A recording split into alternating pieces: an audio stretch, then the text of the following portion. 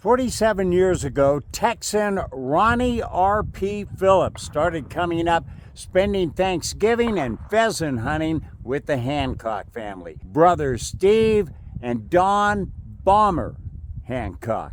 Don tragically lost in a motorcycle accident, but Ronnie R.P. has been coming up every year, along with his brother Billy. I joined in the hunt 44 years ago. It has been memorable. Some great stories to tell about our past hunts, and here's a few of them. Was passed away, so he didn't get to make it that next year. So Steve comes to Texas for the funeral, and I'm sitting there going, oh man, you know, I hope I get a chance to go hunting again that next year.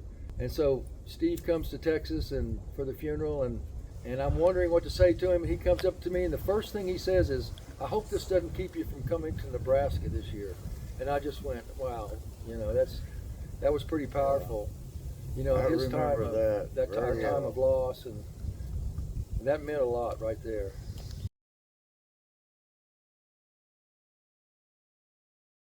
Well, it's just, you know, the pheasant hunting has changed so much over the years, but you know, it hasn't made a bit of difference as far as the hunting goes, because now we just enjoy hunting together, and all the friends join up with us, and it's just a good time. You yourself started in how long? 44 years. Yeah. So we've been doing it, and it's all because of camaraderie and just good friends and brothers. I love the camaraderie. Yes, I do. I think one of my highlights is I was able to bring my son up here after he got old enough to come up. He was a freshman in high school, and I got to bring him up here, and that's one of my highlights right there, to be able to bring my son up here and experience this as well. And he loves it. I mean, he looks forward to it every year. The only bad part about that is he outshoots all of us. Way to go, Ryan. He outshoots his old man. That's for sure. Dead-eye. Many different Young eyes. Texans have joined us on the trip up here. You know, Ronnie's friends and relatives and stuff. They all love coming. Henry's Hideout. Talk a little bit about that and the feast that used to occur. That's the story after the hunting, and I take the birds back to Texas, and I lived at a little place called Fetzer, Texas. And there my Uncle Henry had an old-timey beer tavern named Henry's Hideout. You're eating them pheasants you took back. Yeah, it's a pheasant feast party at Henry's Hideout. Look at Elvis in the background at Henry's Hideout, Fetzer, Texas. Velvet Elvis. Fetzer, Texas.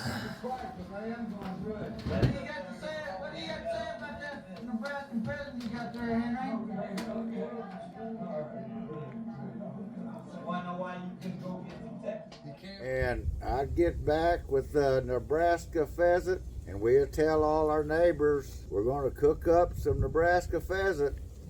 And boy, they would pile that place in. And boy, what a party we would have. Oh man, it was good eating, and they really enjoyed it.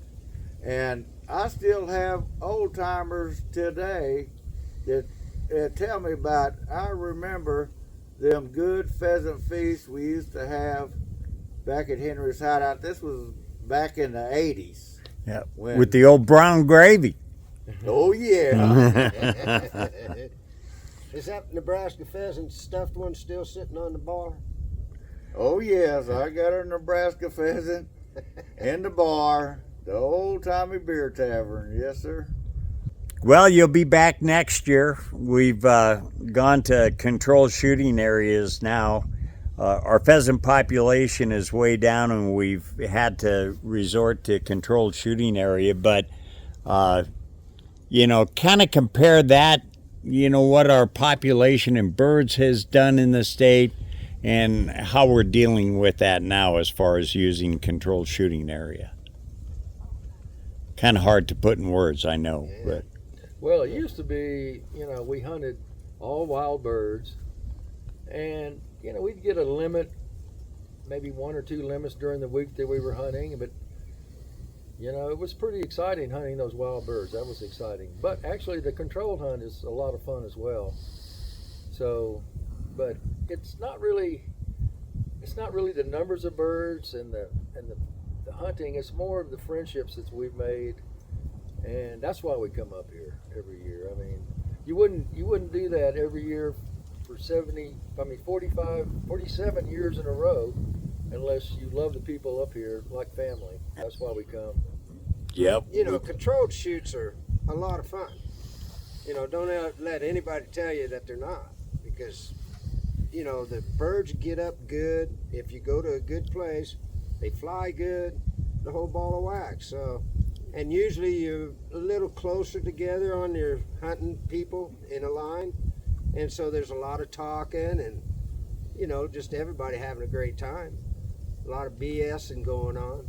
And it brings a lot of y'all friends come along and stuff, and we get to meet more Nebraskans and enjoy them all. I mean, there are a lot of characters and a lot of great people in Nebraska. Kent Boughton Outdoors actually gets outdoors, folks. I actually do the talk the talk and walk the walk. There you go. There you Yes, he go. does. I do have one thing I'd like to say. Thanks for watching. And have a great day.